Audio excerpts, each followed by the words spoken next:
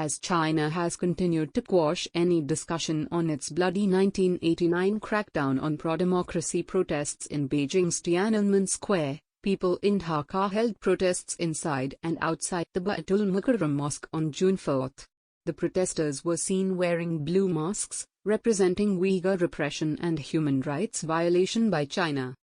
Nearly 32 years ago, on this day, Chinese troops armed with assault rifles and tanks fired at the demonstrators and those trying to block the military's advance into Tiananmen Square. The unknown protester captured in the iconic photograph where a man is blocking a line of tanks from advancing, becoming a symbol of a citizen's defiance against totalitarian aggression. The topic, however, remains a matter largely scrubbed from China's own version of its history. Calling out China over the Tiananmen Square incident and the continuance of what it symbolized, protests were also held near the National Museum in Dhaka.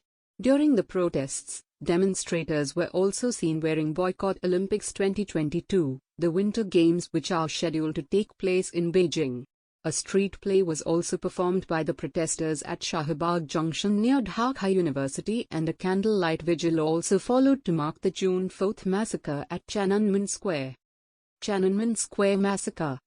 The Tiananmen Square protests, known as the June 4 incident in China, were student-led demonstrations held in Tiananmen Square, Beijing in 1989.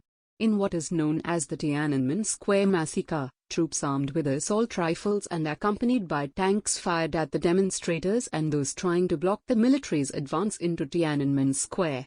The protests started on April 15 and were forcibly suppressed on June 4 when the government declared martial law and sent the People's Liberation Army to occupy parts of central Beijing. Estimates of the death toll vary from several hundred to several thousand, with thousands more wounded.